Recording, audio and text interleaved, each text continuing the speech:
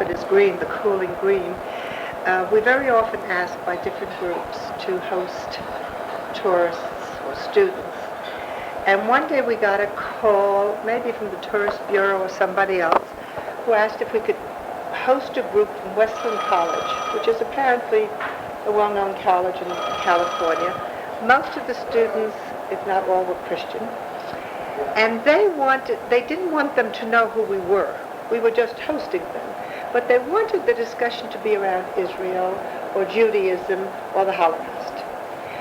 And they did not know anything about us, my husband and me. And they came in and we served, drinks and fruit and whatever. And we got to talking and we talked about Israel. And then the subject came about the Holocaust. And I asked if anybody ever met any Holocaust survivors. And a few of them met somebody in school or somebody came to speak. Nobody really knew anybody personally. So I said, what do you think a survivor would be like? What would their home be like? And they said, probably very dark, probably very gloomy, a lot of blacks and grays, and certainly opposite of my home, which is all green and white. And, we just kept on going on, and I didn't tell them. And finally I said, well, what would you say if? So and so forth. And they really did find it hard to believe. But we talked a great deal before I told them who I was. And the impressions that people have are very different from what you expect. Then when I told the story to my daughter said, I never thought about it, but maybe the reason you like green is because it does represent life. I don't know. I think I like blue and red also. It's not grey and black. No. Interesting. A lot of stories. And I was very interested in the interview that we had. So it was really a wonderful interview. I don't remember very much of it because it's a long time ago. A long time ago. But I've been spending a lot of time looking at it.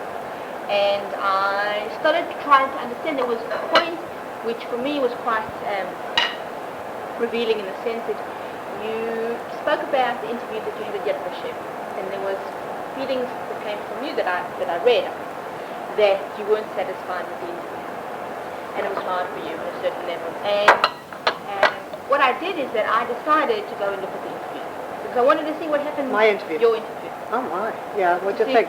What has happened to you, for you, there. And it was just, for me, it became a whole study really about what's the difference between giving a witness statement, giving testimony, what is the difference in having a conversation. What year was that? 89. Right. So it's 10 years ago. 10 years ago. A long time ago. Oh.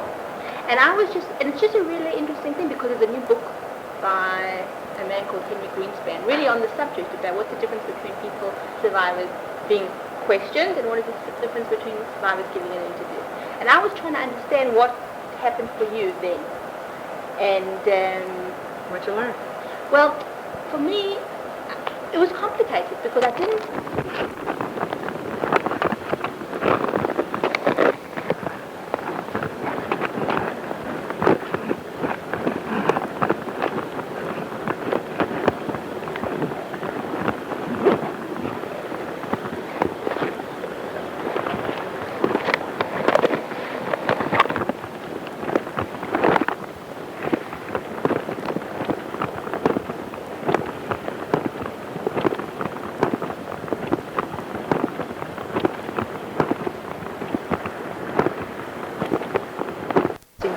Great deal about this and had a lot of empathy.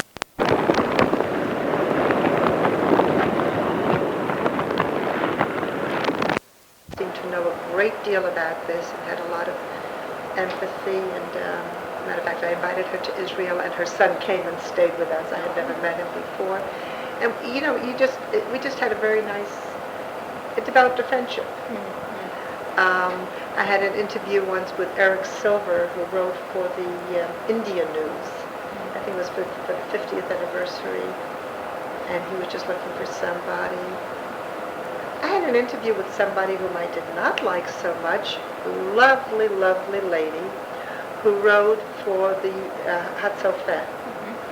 And she had heard about me because we have a large apartment and we do a lot of things on our apartment. And she had heard that we've made weddings for people. And people have said Shiva in our home who felt more comfortable sitting here than in their own home, or maybe they brought the body from the United States and had no place except a hotel, so they stayed here. We've made different things like that, and she heard about this, and she was interviewing me, and she wrote several things that were not correct. I had told her that my mother and brothers were taken to Treblinka, and that I never got to Treblinka. I escaped before the transport was taken. In the report, she wrote that I escaped from Treblinka. Nobody ever escaped. No child could possibly have escaped from Treblinka. So anybody who reads that would sort of say that either I'm lying or it's just fabricated. So I felt bad about that. And then she wrote that we're very whatever because we make weddings for poor people. People we made weddings were not poor miskenim. They were just nice people who wanted to have an intimate wedding or a wedding in a home rather than there. And I didn't want them to think that I thought that they was, poor or... Did you say something to it? I said something to the people. I never met the reporter again. But I said to the people, please, it wasn't my idea. That's not what I said. Wow. And Spielberg, how was it? Spielberg and It was okay. It was dry. Dry. And then my children were invited to come, and some of them said something, it's nice that I'm alive, and something like that. Nothing spectacular. You didn't feel that did he give you something? No, it was one of these very, very hot days like today, and they wouldn't let the air conditioning go because it made noise on the thing, and the lights were very, very hot, and I had guided in the morning, so I had gone through this, and I don't remember feeling anything. Second, the other part of the interview which was really interesting for me, which I need your help on, is that when I spoke to you, you spoke about an experience when your uncle told, you didn't give me a date, I'm not sure the date, he came, an uncle from Theatrical came and said that you had two sisters. And with me that was really something that you found very disturbing. And then going back, but it was very different in Yad Vashem. Was it different? You said that, as I understood, that you didn't believe him. And you said he's too old and I don't believe him. And for you, the feeling of discomfort wasn't in the interview. It was almost as if you said he's not sure, and that's it. And with me, there was a definite, you discussed more about the fact that you doubted yourself. And this whole idea is very, very, for me, I just find really, really crucial in the sense that I've come to understand a lot for me about being a child survivor and being a person who's looking for their facts and their roots and proof about the missing parts of your life because you were young. And this was really, I thought, an incredibly crucial point in trying to understand for you what that means. And when I saw, that different interpretation for you, I was just like, what's it like for you? Why? I don't remember what I said to you, and I certainly don't remember what happened in Yad Vashem. But I think that when I had the interview in Yad Vashem, it must have been like a month or two after I came back from Poland, and I found my brother's birth certificate. So there was no doubt in my mind that I had two brothers. I remembered as a little girl that I had two brothers. But even now, there was a time that if somebody said something like, are you sure you were in Bergen-Belsen, or are you sure you had typhus, are you sure like that? I'm not sure. I'm really not sure. I think so, and I'm not trying to tell you a lie. But it's so nice to have proof. Like to have proof of my brother's birth certificate, that I could say definitely that they were there. So I do remember feeling very upset, and my husband was upset also when he talked about my sisters, because I knew that I didn't have sisters. But then on the other hand, he is older, and he is wiser, and he probably remembers more. So maybe he knows something. And then when I found them, I knew that I was right. But then how could he be wrong if I'm right, and how could I be right if he's wrong? So I still have that dilemma. So maybe at that time I just was very sure because I found the facts. But even now there are some things, sometimes I say something, and even today, like I told you, and I've told all my other interviewers and myself, that I worked in a glass factory called Hortensia. There is a list that came out of people who worked there. And I've been trying to get a hold of that list. Because even if my name wouldn't be on that list, there's a good chance that my father's name would be on that list, because I was supposed to be in hiding. If his name would be there, then I would know for sure I am. But if his name is not there, for one reason or another, then I really don't have proof. And I know that there was another glass factory called Kara. I could have possibly been in that one. It really doesn't make much of a difference of where I was, because both of those factories eventually were closed and the women sent off to Bergen-Belsen. But I would like to know it as a fact. So there are a lot of things still there that that I'm not sure about. You know, like if I say I had typhus or typhoid, I don't know which one. I'm not a doctor, can't remember, but I remember hearing this, that everybody had it, and I know when I got to Sweden I was sick from these things. But I don't have proof. I don't know if I ever will have proof. So I think I still have a lot of doubts. And sometimes I say, how do you know the thing that you're saying? And I try so hard to remember these things. And I know without having solid. But you know, many things that happen in your life you don't have solid proof of. It's become more difficult for you? No, I don't think I don't know. I don't really think about it very much. But, you know, I guide in the Tower of Date Museum. And if I'm not there for a while, and I say a date, like Constantine was the emperor in 330, I said, how do you know that? And then I go to a book and I said, oh, I read it. It's not that I was there to know it. You can verify things. And sometimes I asked myself, how do you know that fact? So the same thing, like if I'll say to you about your husband, you once told me about your husband, that some things you can verify and some things you just can't. And for me, the things that I don't remember, I would love to be able to completely verify. Why?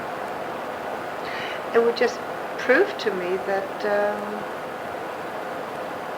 that it's absolute truth. Wouldn't make any difference in my life. Every time I read about these slave laborers getting compensation or getting compensation for homes, maybe my parents owned a house, or maybe if not my grandparents did. I have no proof. Maybe if I would hire detectives and go through this, maybe I would, and maybe I wouldn't. I don't really want to that much, but it would be nice if somebody came. Probably since the last time I met you, I met a woman who did some research for me in Yad Vashem and found that I had 3 uncles. Now, I never knew I had 3 uncles. How did she find out? She's much more clever and adept at doing research than I am. And when she looked at my birth certificate and my parents' marriage license, she found out my father's parents' names. My grandmother and grandfather from the paternal side. She was looking for my father in Buchenwald and in other places to see what possibly could have happened to him, because I don't know what happened to him, except that he never came back after the war.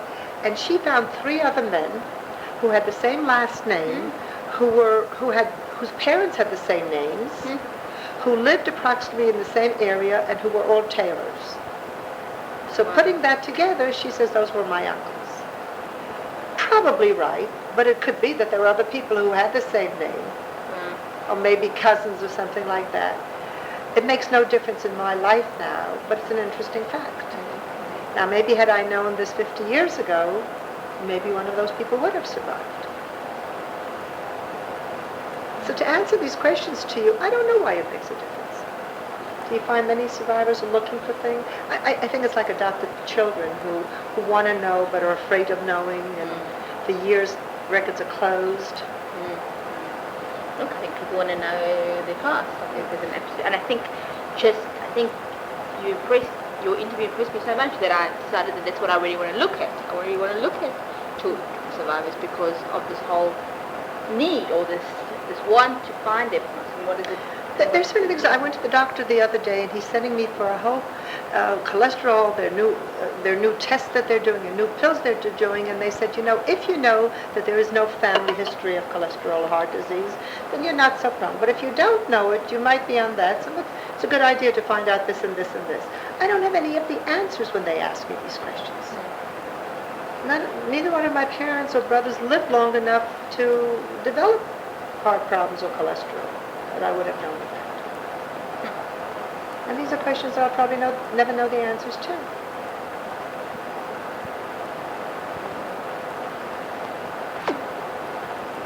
When do you think there's any point that you think that you felt that this started becoming important for you to do? I mean, there was a period in your life when you were really... Well, until 1981, I just didn't talk about the Holocaust. My adopted parents never discussed it. People never approached the topic. In 1981, there was a gathering of Holocaust survivors, and at that point I decided to come and search. And at that point I wrote to Arlesund, and I wrote to Sweden, and to all the other places, and that's when I found. And then in 89 I went back to Poland, and I found a lot. So I guess since 81 I've been more. And since 84, when we made Aliyah and I started working in Yad Vashem, I've been much more involved with the Holocaust in general. Not just on my own Holocaust, but in general of what happened. Anything specific in 1981, I mean, that you... There was a gathering of Holocaust survivors. I went looking. There were computers that you were supposed to be able to look for people. And I couldn't find anybody in my family and not myself. And somebody told me that the computers only have information that's fed into it. And since nobody fed anything into the computers, I'm not going to find it. And I realized that I'm probably the only survivor who could find it. So my husband and I went really on a searching expedition, and we found a lot. I mean, I probably told you, as I said, I don't remember our interview, but I found, I have a letter from Sweden that tells me exactly the date I came to Sweden, when I left Bergen-Belsen, how long I was in the hospital in Sweden. When I left Sweden, I found in New York the boat I came from, which I don't remember, but I know the exact name of the boat that brought us to Manhattan. I know the man who sponsored us, and the family who, took care of us, and I know that family who brought me over to the people who adopted me later on. So all this I know now as facts, where I have written documents. I just think that I'm trying to understand. In 1981, there's a Holocaust survivors reunion, and you decided to come. What really made you want to be involved? Why then did you decide? I mean, was it just? First of all, it was the first reunion, so all of a sudden there was a chance for it. And also my youngest child, my son, was in the 8th grade, and they had a unit to learn about the Shoah, and they asked if anybody knew of a survivor. And my son raised his hand, and he said his mother. And his teacher didn't really believe him, because she knew me, and she knew my husband even better, because he was chairman of the Board of Education. And she called to say that David always seems to know what to say, and he said something that didn't quite jive. And he said something about you being in a concentration camp. And she says, she was an Israeli, so she spoke with an accent, and she felt that I was the typical American without an accent. And I said, no, he was right. And she asked me to come to speak, and it was the first time that I really spoke publicly to a whole assembly. And my adopted mother was in the audience, and it was very, very moving and very difficult. It's gotten much easier since. I mean, I can speak about it much easier now. So I guess all that led to it.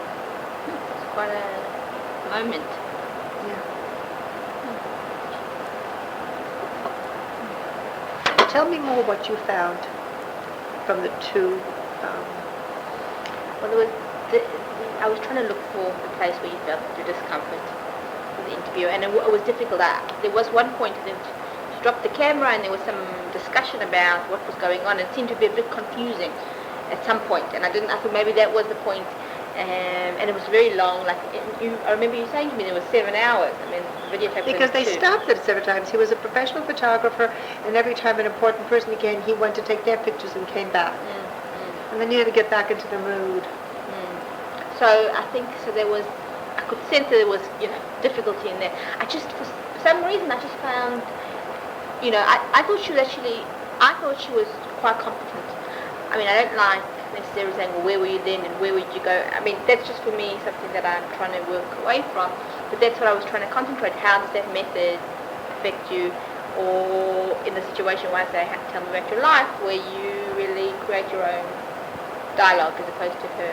And I just felt, the more I see it, I just feel that a more open-ended conversation is much more constructive. And I got that from the interview. Although I thought she was particularly okay. I just couldn't sense your angst, and I didn't know how you felt. I guess it wasn't bad. I just didn't find her very sensitive. I know her personally now, and I've met her, and she gave a talk at the Steven Spielberg series, which I was going to do interviews. I never did. And I think Israelis are just they're just not as sensitive. They just don't feel your pain or your happiness with you. It's just a job.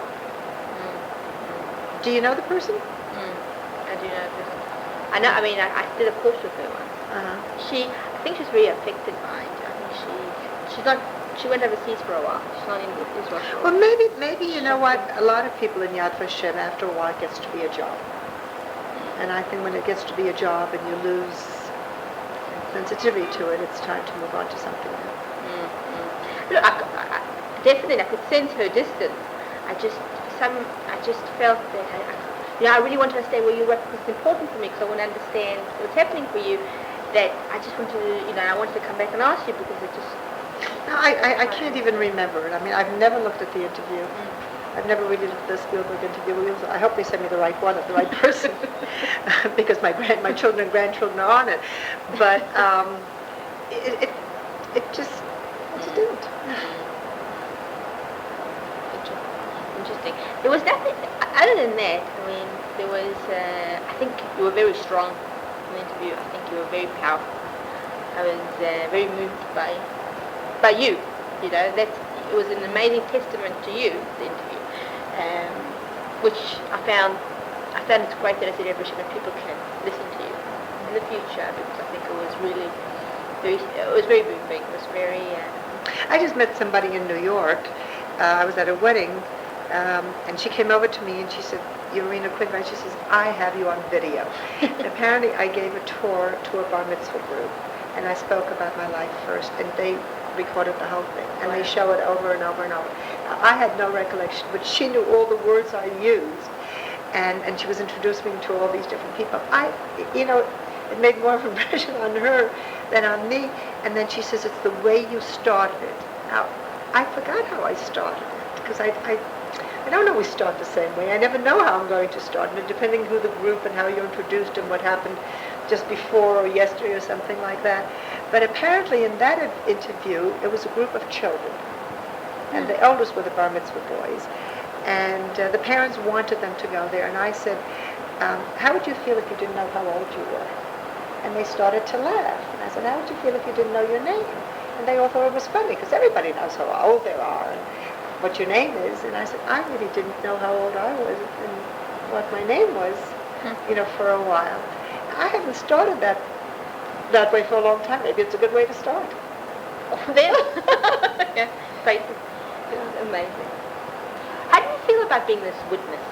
I mean, I think that I should do it, and I must do it, because I think that anybody who remained alive really remained alive as a miracle and owes it to the people who did not.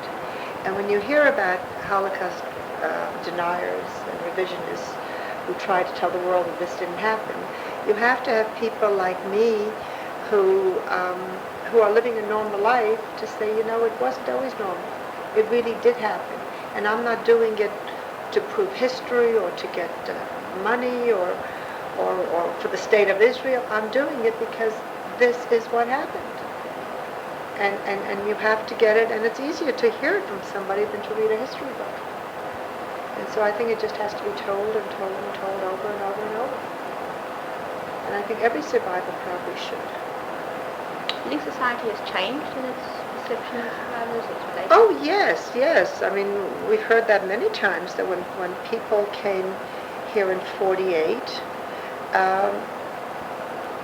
nobody wanted to hear the sad stories about the war. They had their own wars. You know, if you survived the Holocaust and you came to Israel, and then everything was fine, and then your son went on the battlefield and was killed here, this war was worse for you than that war, because this is the war where you lost your child.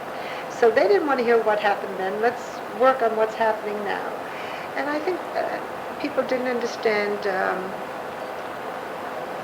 you have no one to invite to a party, you don't have a relative, you don't have a past. And nobody wanted to live with it. And now people are much more understanding of it. And I think they do want to hear it. I think I was told that the Eichmann trial caused a great change in me. Do you feel this towards yourself? Oh, I think people are very interested, yes. I'm asked all the time to speak to young groups. Also the question of why do you want to stay Jewish or why do you want to stay religious always comes up, especially with non-religious groups or non-Jewish groups. Because it's so much easier to just pretend you're not Jewish, so you wouldn't do this. Also sort of people feel, living in Israel, if anything happens, all the Jews are in one little area, isn't it better to be in different places? So there's a lot of this kind of discussion. I also have this feeling that I'm very lucky to be Jewish and to be part of a Jewish culture and a Jewish religion. And people who are not part of it, and with so much assimilation and intermarriage, I feel that we're helping Hitler win his cause. He wanted to get rid of all the Jews, and people who are intermarrying and assimilating the Jewish people are getting less and less. And I think this is something to talk about, and it comes up when you talk about Holocaust survival of the Jewish people. I'm just so fascinated about how people, move into a new world, into a new life, and rebuild themselves, their lives. It's just the most. As hard to understand the Holocaust is, I couldn't. Yeah, I find it hard also. But then you see some people. The young woman just called me now. She wanted to talk because she's going out with a 43-year-old second generation, and he's not ready to get married, and she blames it on the fact that his mother is a Holocaust survivor, and she's keeping him tight, and he feels he owes her something like that. So I guess not everybody has gone over and continued, and some people just leave it, Sometimes somebody is sick, and with the sickness they can carry on and pretend that everything is okay, and other people take that and live with it the rest of their lives. I guess it depends on your personality and the position you put into. Do you think there's a difference in people who are children during the Holocaust as people who are older? I imagine there probably is. I don't know statistics. You probably know that much better than I do. But I really started a whole new life. I was 9.5 at the end of the war. So I was able to get a whole education. I was able to get a whole family. I was able to get a whole new outlook. The education I got was the same as any American child. I just had to do it faster. And then I went through a regular teenage cycle of being a teenager, of having parties, of going to roller skating and ice skating and dating and good parts and bad parts and engagement in marriage and all that. People who lost those teenage years and who lost their education and who lost their family they also knew what they lost more than I did. And when you read about, I was just watching CNN, and this man buried his 2 children. And when you think about this mass grave and his 2 children, this happened just a few weeks ago. How could he live that down? And he knew what was happening. Whereas a child who saw other things, I think it might be easier to forget. I think. I'm not sure. What do you think? I think it's a sense of, when you have something to compare it to, I think it might be easier. Might be easier? To move on, in the sense that you know, that disappointment of loss, and then you need to compare what you're going through to compare what you had. Then I think there's a much bigger gap when children were much more, I think, adaptable. I think the experience of life was much shorter, and therefore they didn't have maybe expectations or the philosophy or the, you know. I just think they were more adaptive. And I'm just trying to work out if that translates to adaptation after for people because they were children, were then able to move into it quicker. I'm not sure. It's interesting. Maybe it had to do with if they were adopted by nice people or not nice people, if they were adopted at all, if they grow up, you know. If you interview child survivors who came to Qwint here, I've gone to several, you know, these meetings, days like that, and many of them feel that they never belonged then and they still don't belong now. And even though they married and had new families, they had to start everything. There was nothing in their background. And then as people get older and they lose their spouses, I think they feel that loneliness so much more. I think that's why many organizations like Amcha, and when I know I was in England, they have these groups for survivors to come to, just to talk, support groups, I suppose. Did you ever feel you needed a support group? I don't know if I needed it, but I find it interesting when I get together with people. I don't always fall into the category correctly. People who lost their families never regained their families. I got a whole new family. Also, the people who came to Israel who were poor living on the kibbutz, when they got married, they didn't have anybody to buy them a house or make them a wedding. I mean, the kibbutz did, but if they would ever want to go on their own, they were on their own. Whereas I really had a backup. I had American parents who were able to make a wedding for me and help me establish a home. Even something like buying dishes, you know, the things that you do. And so when you speak to people who were brought into a kibbutz, they also feel that it's different having come to Israel and having come to the United States. Compared to myself, I went to the United States and I lived a totally American life. I'm sure it would have been different had I stayed in Germany or in Sweden or in Israel or maybe Australia people went to, South America. And each one of them had different accommodations, different ways. No, as an individual, everyone's got their own issues, their emotions, their coping strategies. But as a family also, wherever you were born in England? In South Africa. And if your parents had, when did you leave South Africa? 87. 87. Okay, so you're already pretty grown up. Suppose you had left when you were 4 years old. You'd be a different person, growing up differently. Your environment, I think, plays a very... I've never known the answer, which is more important. And I've thought about that also, my environment or my genetic makeup. Who am I because of what my biological parents gave me or my adopted parents? How do you separate one from the other?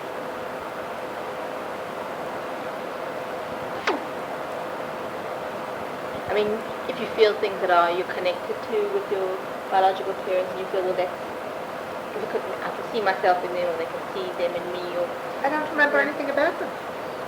I don't know. or your adopted parents say, is there something that's going on here that I can see myself in, traits or habits or attitudes? I imagine it must be, but I don't know which is stronger. Somebody learns to play the piano well. Is it because they got it from their genes, or is it because they were brought up in a home where everybody played music and you were just forced to take piano lessons and to practice and to do? One of the great psychological debates in the nature of the nature. I don't know the answer. Are you okay with not finding ultimately all the facts or the proof that you Well, I want? have to be okay. I mean, it's not a matter of... I'd like to find as much as I possibly can.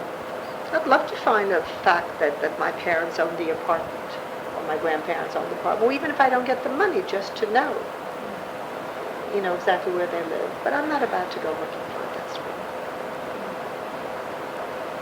I'd love to know little facts about them, cute stories of what happened, what their life was like. But I don't fool myself that I'll ever find that out. If for 54 years I haven't found anybody who knows these things. And the man that you told me, this uncle who told me about my sisters, he used to tell me things, and then after he told me about my sisters, I sort of decided that all the other stories, I'm not sure that they're accurate or not. Like somebody once told me that I came from this aristocratic family. Well, something, that's a term, but what does it mean? Does it mean that they had good manners, that they were very rich, that they were very educated? It's a personal kind of thing. So it's sort of nice to hear, but you can't take it very seriously. Are you in contact with this uncle of yours? I think he may have died now.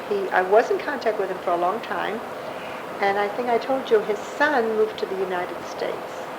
And while he was in the United States and we were there, we did get together quite often. He's not at all observant, and we invited him to our home for Passover, which was an experience for them, and we made a bar mitzvah for them, which was very nice. And then we moved to Israel, and they stayed there. So every once in a while we're in touch, but it's not a close relationship. I have this other cousin who went to Venezuela, these are both cousins because my mother had several sisters, and these were children of her sisters. So this uncle was an uncle through marriage. He was married to my aunt. That's why I said he may have thought of it, one of the other sisters having two daughters. Did the aunt die? Sure. I don't even know her name, or He didn't speak about it. Oh, well, one of them, the one from Venezuela, his mother was killed, and he buried her right at the end of the war in Pietrika, which is our hometown. And he went back a few years ago and brought her bones to Israel. Wow. He lives in Canada now. I'm in touch with him. Wow. It's a woman who's coming here in about 3 weeks, who comes from Pietrika and who was in Sweden the same time I was, and probably went through similar things. And we've met a few times, and she called me from England that she's coming in, and she's going to stay with us for a while, so we'll catch up on things. I'm not really expecting to learn new things, but when you ask me, am I interested in talking about it? Yes, I guess I am. If you want to meet her, her name is Mala. It was her brother is Ben Helfgott, who's the head of Yad Vashem in England, and her name is Mala Helfgott Tribish. How did you make the contact? There is a magazine that comes out about Pietrika. I once wrote to them when I found out about it, sort of looking for people who might know about me. And an article was published, and then I spoke to several people through that article. I met them, and then Helfgott came here for an international seminary in Yad Vashem, and eventually I met him. So we got to know each other, and then a few years later, I don't remember exactly how I met, but I found out about his sister. And we met, and there was a reunion of children who had been in Bergen-Belsen in one of the one of the blocks, and there was a reunion of one group that went to Holland. They stayed in Bergen-Belsen when it was a DP camp, and then many of them went to Holland, and they had a reunion. I wasn't part of that group either, because I left Bergen-Belsen in July of 45. Bergen-Belsen was liberated in April of 45. So I was one of the first groups of sick people who were taken to Sweden. That's why I said that everybody has their own little group that they belong to, and I don't seem to have belonged to anybody. Because when I was in Sweden, I was part of the group, and then I left for the United States because I was adopted by a family there, and then in the United States I went someplace else. I was always separated. But I met her, and then she introduced me to some other people who had been in Bergen-Belsen and who had come from Pietrikov and wound up in Sweden. And I think I told you I have a list of survivors of Sweden, and I have a list of survivors of Bergen-Belsen. So it'll be interesting to get those people together once. Will be. I was reading something, I took it back trying to remember things. Do you remember what you wore in Bergen-Belsen? Now, somehow or other I remember one of the things that I probably told you about that stands out very vividly is that when we came out of the showers, this person who became my new mother stole a black coat. That made a very, very big impression because that coat kept us warm. And somehow or other I just remember an old bag kind of, I don't remember any kind of uniforms, but I remember that black coat. And I do remember when we got to Sweden, I met a woman who claimed to have been my cousin. I don't know what happened to her. And she knitted a blue sweater with white reindeers, you know, the kind of design that they used to wear in Sweden. I remember that. And then the woman who adopted me when she brought me to the United States, I had a green pants outfit and a red dress outfit to come to the United States that I was able to wear on the ship. I remember Bergen-Belsen. Do you ever have an object that you had with you all the way? Now, the